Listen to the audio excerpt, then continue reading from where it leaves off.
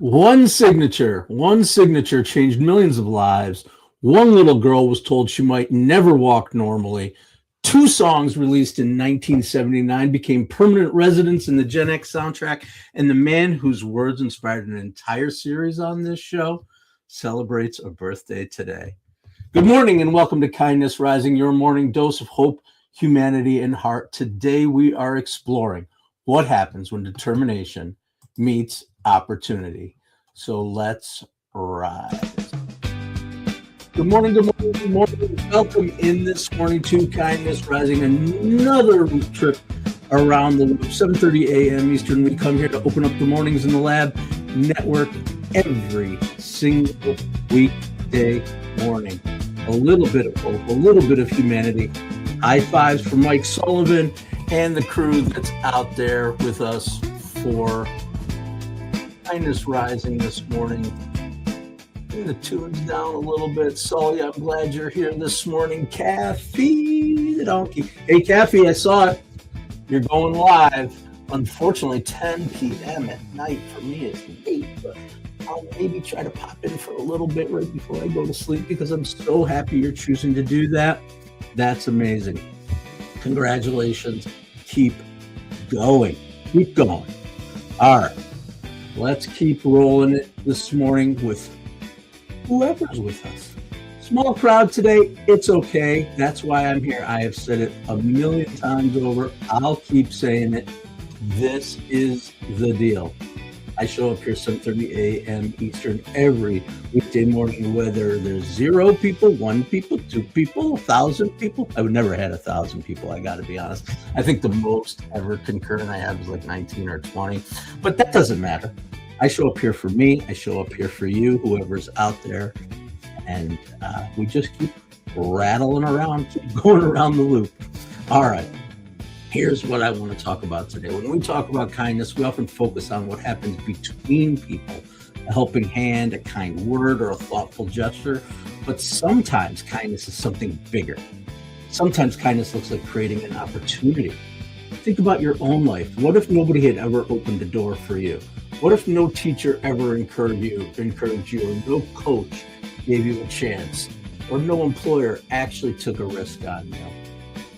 Most of us can point to moments when someone in our lives saw potential before we saw it in ourselves, and they gave us an opportunity, because opportunity is one of the greatest gifts we can give another human being. Not because it guarantees success, but because it creates possibility. And possibility changes lives. So today's story is really about what happens when determination meets opportunity. Good morning, good morning, good morning. Welcome into Kindness Rising. One and all, one or all, one and anybody who wants to join us here. All right. Here we go. We've got to do our who in the world. We start with who in the world and we end with who in the world. Our first clue in today's episode of Who in the World, when we talk about opening doors of opportunity, there's always a connection, and here it is. Our first clue: our person defied the odds of a premature birth and serious childhood illness to become one of America's greatest Olympic athletes. Roseanne Roof, mother, good morning. Welcome in. Glad you are here. We keep the train a-rolling. And yes, Mom, I'm going to shower and shave today. Yeah, I'm looking a little scruffy. I know you'll be noticing it, so I'm just calling myself out for it right off the bat. All right. Okay, so our person today, they defied premature birth and serious childhood illness to become one of America's greatest Olympic athletes. Who in the world? Great idea, Mom says. I love that. Great idea. Yeah, let's start with that, huh? All right. No, I know I'm looking a little rough around the edges right now, but I got to be honest, Mom, I'm just going to fill you in because you didn't call me and ask. I was not feeling well yesterday. I got through my show and I slept for 6 hours. I slept from 9 a.m. until 3 p.m. I woke up, I was feeling like a whole new person. It started on Sunday, you know that, Mom. So, anyway, I'm feeling great today. I'm feeling great about our topic, too. Now that I've shared my full health conditions with my mother, hysterical. I love it. Why do people put up with me? I don't know. June 23rd, 1972. That's our wait. That happened today. June 23rd, 1972. President Richard Nixon, he signed into law Title IX. Title IX, that no person in the United States shall, on the basis of sex, be excluded from participation in, be denied the benefits of, or be subjected to discrimination, yada, yada, yada. It goes on and on. Those 37 words, though, that I just spoke, they're the ones that matter. They changed millions of lives. Of course, most people associate, not of course, I know I did. Most people associate Title IX with sports, and for good reason. Before Title IX, opportunities for girls and women in athletics were dramatically limited. In 1972, fewer than 300,000 girls participated in high school sports nationwide. Today, that number is measured in the millions. Scholarships expanded, programs grew, athletic opportunities multiplied. Well, Title IX was never just about sports. It transformed access to educational programs, resources, leadership opportunities, and protections throughout schools and universities. 50 years later, here we are, and people are still debating Title IX about fairness and how we implement it, who should be protected, and balancing competing interests. And in some way, that's exactly what happens when a law actually matters. Most important ideas don't disappear, they continue to evolve as society changes. And while opinions might differ on how Title IX should be applied in the future, there's little debate about its historical impact. It fundamentally changed educational opportunities for generations of women and girls. The lesson is that progress isn't usually a finish line. It's an ongoing conversation. Sometimes one generation opens the door. My business card is sticking to my arm. What? Sometimes one generation opens the door and the next generation figures out how to keep it going. The generation after the one that decides how to make the doorway even wider. And that's the story of Title IX, not just a law, but a continuing conversation about opportunity. Thanks for joining me here in Kindness Rising, at the show. I'm glad you're here. We come here every weekday morning, 7:30 a.m. Eastern, to get you up with a little hope and humanity and high fives for less rage bait and just waking up on the right side of the bed. Please stick around, subscribe to the channel. Check out the other shows here on Mornings in the Lab Network. Today is Mornings in the Lab with Keith, John, and Friends, featuring our resident relationships and sex expert, Brianna Bass, who will be coming in and sharing tremendous insights from her vast experience down in the Dallas, Texas, and Austin, Texas. Pretty amazing. Great person, Brianna Bass. Check her out for sure. It is Tuesday, and then we'll have Sarah Barnes-Humphrey. Yep. Let's talk supply chain and let's keep going here on Mornings in the Lab. All right. Changing our music and our approach. Those who know, here comes the drop. That's it. That sound can mean only one thing. This is our Kindness Spotlight. Every day on Kindness Rising, we highlight an organization that's leaning into our topic, that's helping support the world, because there's a lot of good work being done by good people out there, and that's our mission.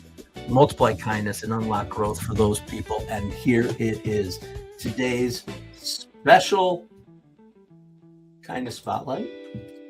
If I can do this the right way. Boom, there it is, a half a picture. But we're really talking about the Women's Sports Foundation. Absolutely. When Title IX became law in 1972, it certainly opened doors. But opening a door and helping someone walk through it, they aren't always the same thing. Just 2 years later, tennis legend Billie Jean King. Yep, she established this Women's Sports Foundation to ensure that girls and women had the support, resources, and opportunities to succeed in athletics.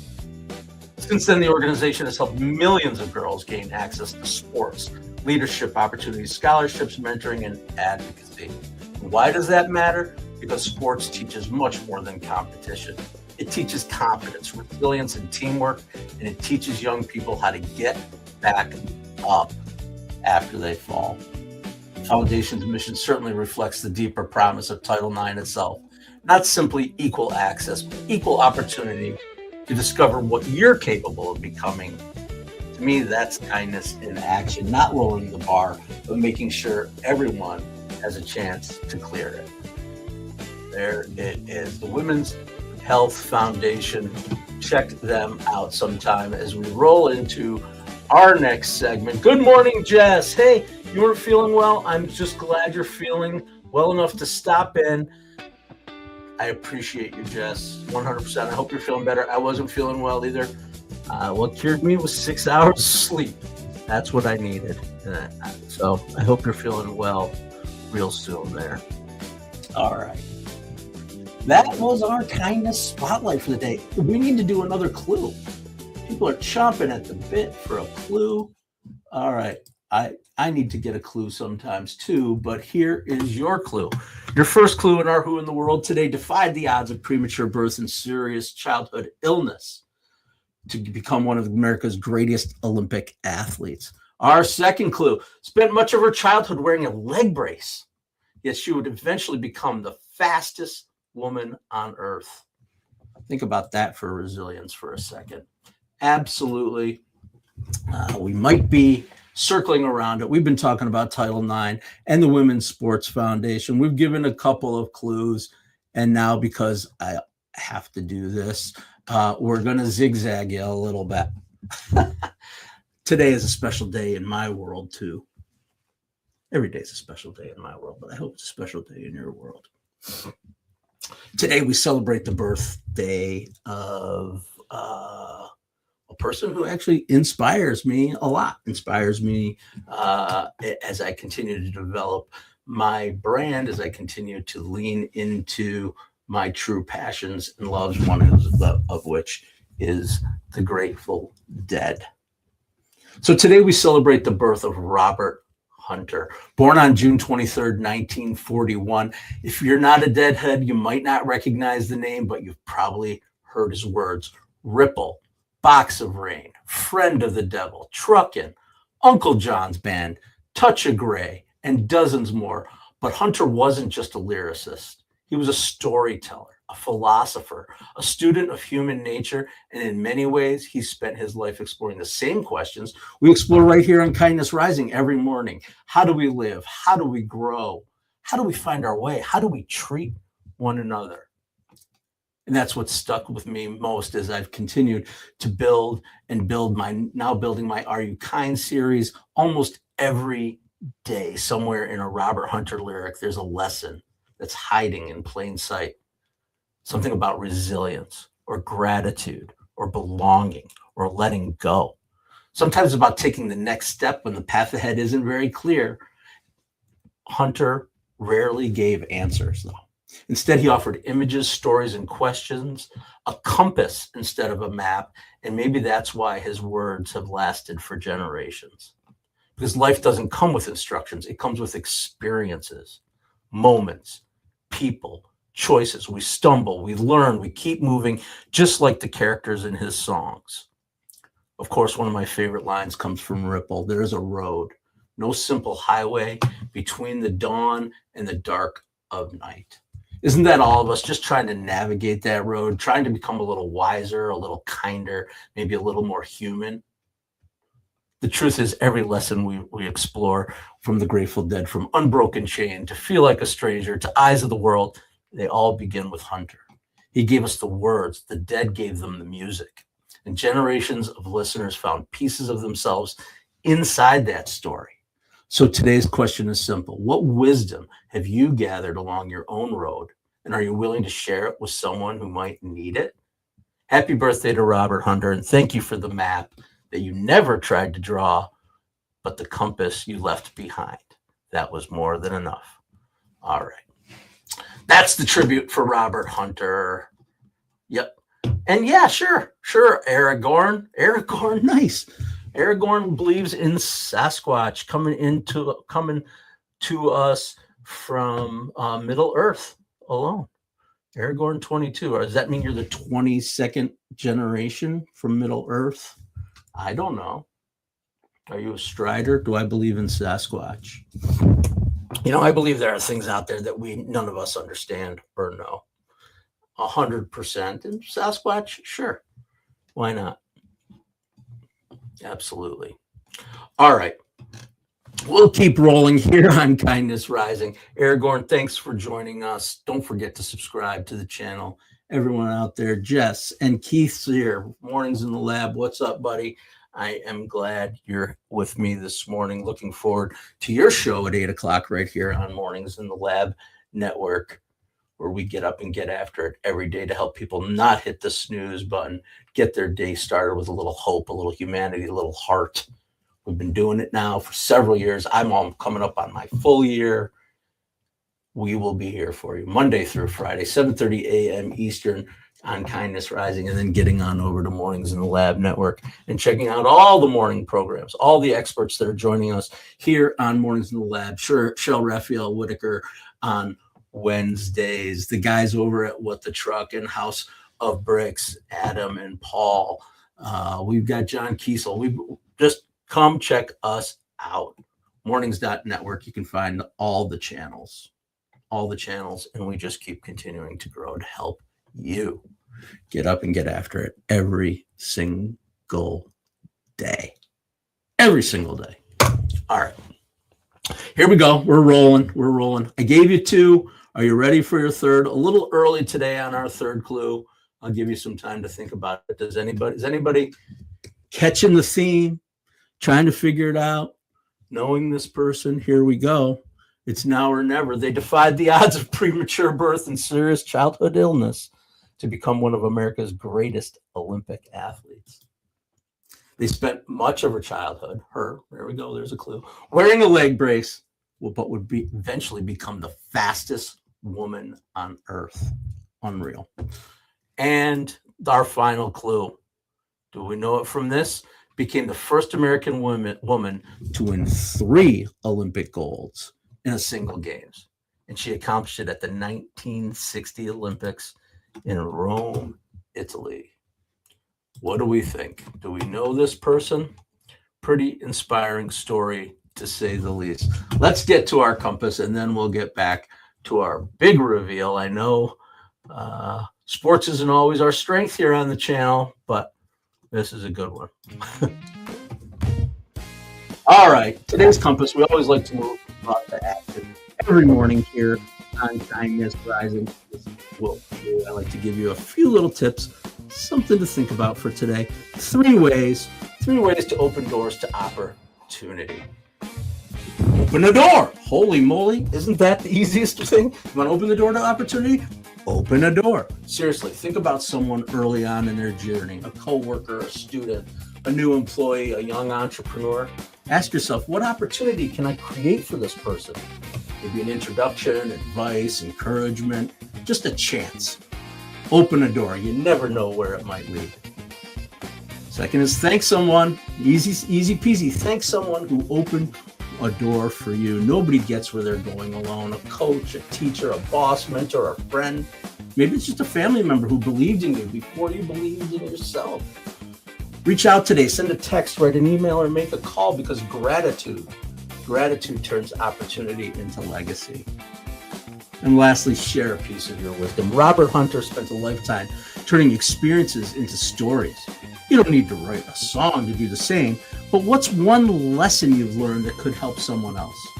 Share it, tell the story, pass it along. Wisdom becomes kindness when we stop keeping it to ourselves. So just open a door. Thank someone who opened one for you and share what you've learned. Pick one today, do it today, and that's how kindness rises. Thanks for joining me here.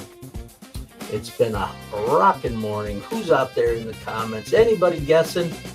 Kathleen guesses no clue. No, it's not no clue. It's not no clue. I know people are waiting for the answer. Let me kill the tunes. Here's our reveal. Today's mystery person is an amazing woman, Wilma Rudolph.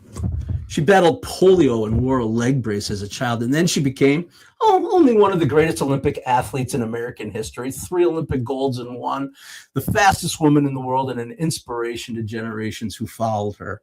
Her story reminds us that our beginnings do not determine our destination. Sometimes the things that seem like limitations become the foundation of our greatest strengths. That's Wilma Rudolph. Here's a couple little facts about Wilma Rudolph that aren't there that I read about. First of all, a sort of sad ending. I'll hit you with this, how she passed. Only 54 years old. I resemble that. 54 years old, polio, childhood illnesses, leg braces, all kinds of stuff. 54 years old, she succumbed to brain cancer very quickly, too, apparently, according to the story, from diagnosis to death. Very sad that we lost her at that age, but hopefully she remains an inspiration for Title IX. Think about the opportunities that she didn't have because Title IX. She did all that she did without Title IX. Now we have that door open for us. The other thing I loved about this was reading about her nicknames. You know, when people become famous, they got to get nicknames. She's got some amazing ones. The Black Gazelle, the Tornado, the Black Pearl, and of course, the Flash.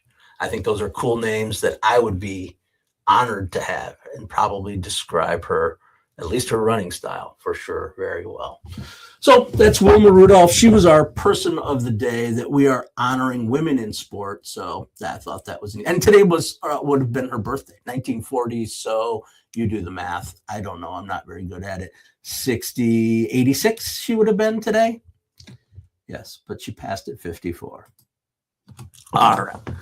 Wilma Rudolph rocking us through the day. Kathy, did you know Wilma Rudolph before today? If not, I highly recommend we look at her story, read about it, be inspired by it. I know you're inspired every day. There's a woman who can really show you the truth. And the other thing is she spent a ton of time, and this is why it all matters, her work that she did in the 40s and 50s, 60s. What am I thinking? Wrong person. 60s, led to 1972. She did a lot of political advocacy and things for all kinds of causes. All right.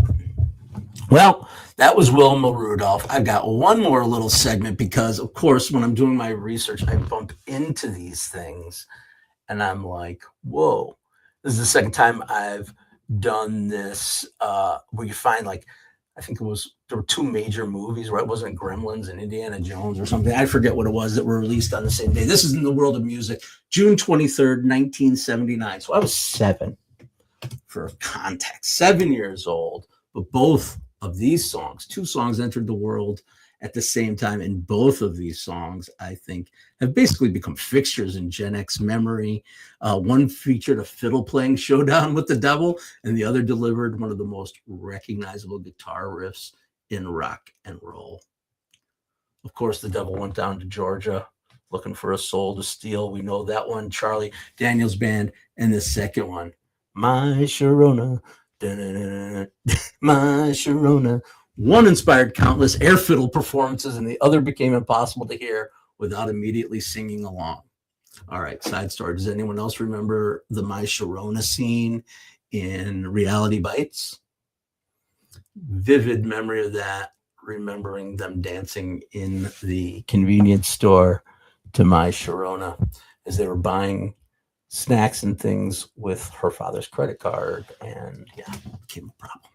Anyway, good movie, Reality Bites for Gen Xer. But 47 years later, after those 2 songs, they still show up in movies and playlists, sporting events, commercials, random moments when someone says, whoa, I haven't heard this one in years. It's a reminder that we rarely know which moments will become memory, and today's ordinary experience may become tomorrow's nostalgia. Years from now, something happening in your life right now may be the thing that makes you smile and say, remember when?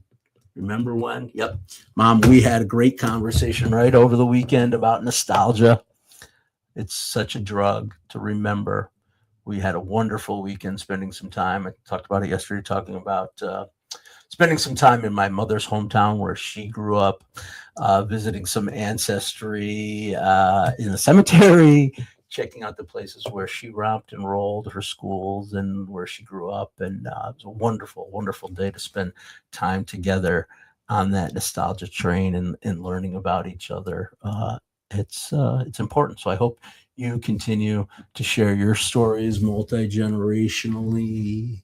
It's part of what I do here at Kindness Rising. Yesterday, I talked a little bit about my grandmother, all inspired by that. All right. So that's it. That's what I had for today. I'm really excited that you guys joined here. Don't forget to keep coming. Mornings in the Lab Network. We are building the authority network for people who want to get up and start the conversation. Not respond to the conversation, not just absorb it by scrolling, but actually start the conversation. With people like Cheryl Raphael Whitaker, who's starting the conversation every Wednesday morning at 8:30 with joy. Of course, you come here 7:30 in the morning every weekday for kindness. Those are the kinds of things. Guys like What the Truck guys, Adam and Paul, Josh, bringing their insights from their years of experience, their expertise, and their courage from their military service to the network. Sarah Barnes Humphrey bringing her expertise in business and supply chain management. These are the things that we do. You have an area of expertise, bring it. Bring it to Mornings Lab. Come find me on LinkedIn, Matthew Roof, and we will help you bring your authority forward. That's what we do. That's how media is being formed in the future, and that's what we do at Mornings in the Lab. So come join us. Become part of the shows. Just join the chats and see what happens. Thanks for being part of our community here at Kindness Rising. So today we talked about opportunity. Title IX opened the doors. The Women's Sports Foundation, Billie Jean King, great story that helps people walk through them. Did anybody see the Billie Jean King movie? A couple years ago now. It was Steve Carell. I forget the name of it. When she had the match, Bobby Riggs, I guess. Yeah. Good movie. Well done. Well done playing those parts, those guys. Well, if you can't tell, I'm riffing a little bit to fill time. Women's Sports Foundation helped people walk through the doors. Wilma Rudolph, forget it. She just ran through them. She busted the doors down and just ran right through them as fast as anyone had ever run before. By the way, I love that top. I wish someone would remake that. I would wear the heck out of that. What a cool looking vintage top she's wearing there in that picture. Side note, I like style. I like that retro style. All right. Every one of us has a chance to open the door for someone else. Open a door, create a chance, encourage potential. Kathy, that's why I love talking to you. I mean, I don't mean to make an example of you. But that's one way that I'm living this is by people going curious. What is he doing? What's going on? How can I get involved in that? Reach out to me, Matthew Roof. I'm out on LinkedIn. I'll help you. I'll talk to you about it. I love talking to people, sharing experiences and stories, maybe opening a door for somebody, creating a chance, making a connection. That's what I love to do in building relationships. That's what we do every day here on Kindness Rising, and we'll continue to do it just for you. Remember to share what you've learned and believe in possibility, because kindness isn't just about helping people where they are.